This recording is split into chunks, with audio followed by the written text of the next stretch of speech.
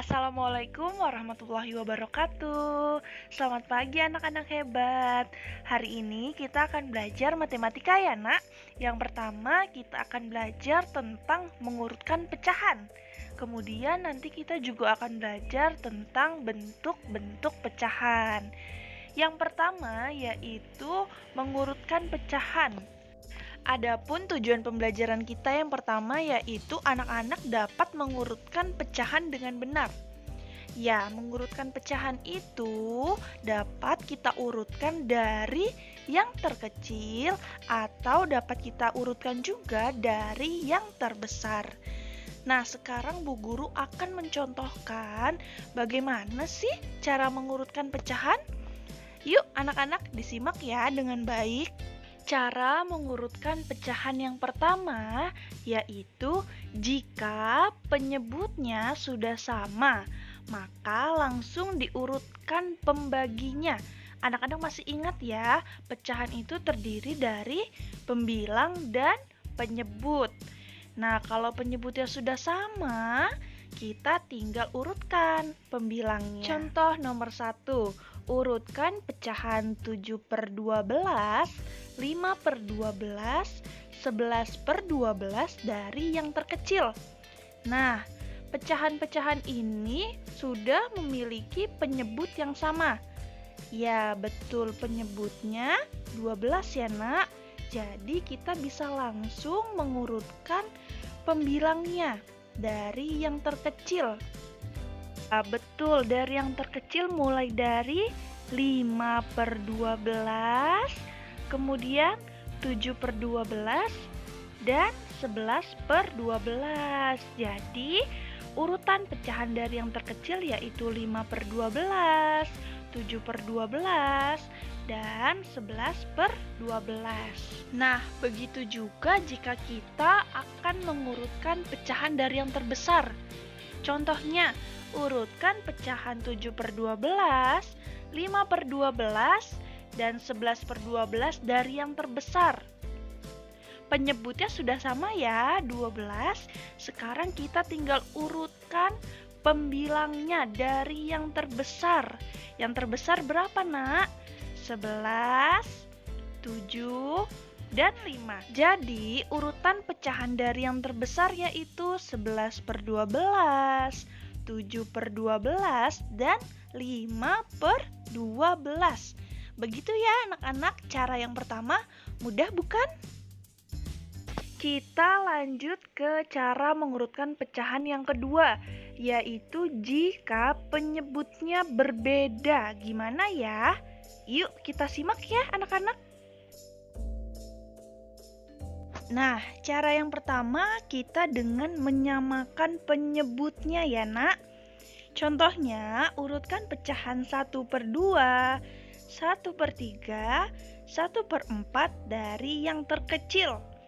Penyelesaiannya yang pertama, 1/2 kita tulis ya, 1/2 ini dikalikan dengan penyebut dari pecahan lainnya. Ya, penyebut dari pecahan lainnya yaitu ada 3 dan ada 4.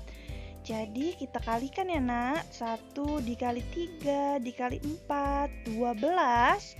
Kemudian 2 dikali 3 dikali 4, 24. Selanjutnya pecahan yang kedua yaitu 1/3 dikalikan dengan penyebut pecahan lainnya. Ya, ada 2 dan ada 4. Kita kalikan, 1 dikali 2 dikali 4, 8, 3 dikali 2 dikali 4, 24.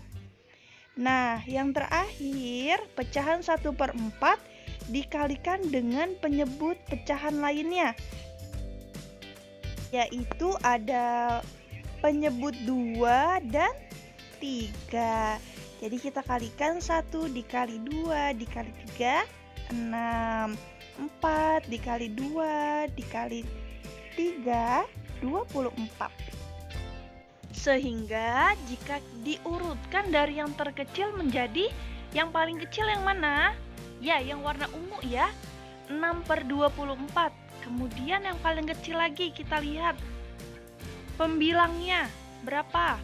8/24 dan 12/24. Kemudian kita kembalikan lagi ke pecahan yang awal. 6/24 itu tadi berapa awalnya? 1/4. 8/24 itu 1/3 dan 12/24 itu 1/2. Nah, begitu anak-anak cara yang pertama dengan menyamakan penyebutnya. Selanjutnya kita ke cara yang kedua ya anak-anak. Jika penyebutnya tidak sama, kita bisa menggunakan perkalian silang.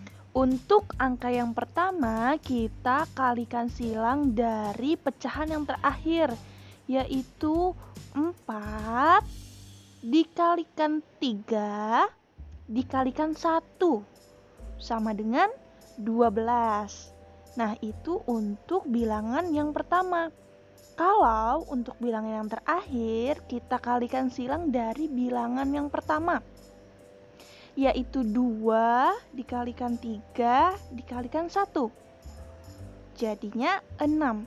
Nah, untuk bilangan yang di tengah, kita mengalikannya dari bilangan yang terakhir, yaitu 4 dikalikan bilangan yang pertama, yaitu 2, kemudian dikalikan 1, jadinya 8.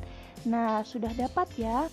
Yang terkecil itu 6, kemudian 8 dan 12. Sehingga jika diurutkan dari pecahan yang terkecil menjadi 6 ini miliknya 1/4 ya anak-anak, letaknya karena di paling terakhir. Jadi 1/4. Kemudian yang paling terkecil lagi 8. 8 ini sejajar dengan 1/3. Jadi 1/3 dan yang paling terakhir yaitu 12 sejajar dengan 1/2. Nah, itu dia dua cara bagaimana mengurutkan pecahan jika penyebutnya tidak sama ya anak-anak. Anak-anak bisa menggunakan cara yang pertama atau cara yang kedua yang menurut anak-anak mudah. Baik anak-anak, selanjutnya kita akan bahas tentang bentuk-bentuk pecahan. Tujuan pembelajarannya anak-anak dapat mengetahui apa saja sih bentuk-bentuk pecahan. Nah, pecahan itu terbagi menjadi 4. Yang pertama ada pecahan biasa, kemudian pecahan campuran, pecahan desimal, dan pecahan persen. Sekarang kita akan bahas satu persatu ya. Yang pertama yaitu pecahan biasa.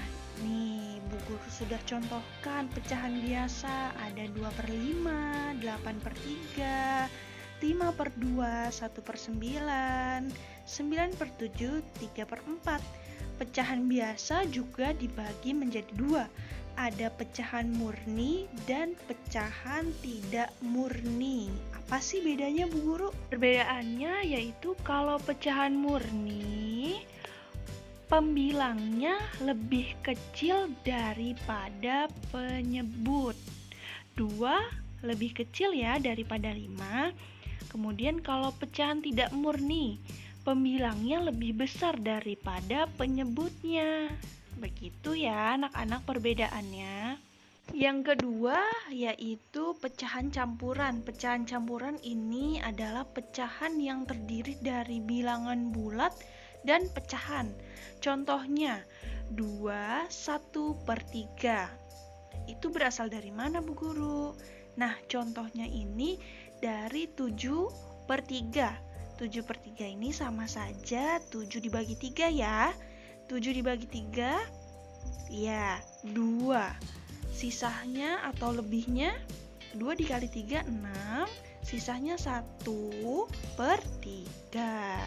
Jadi kita bisa tulis pecahan campurannya 2, 1/3.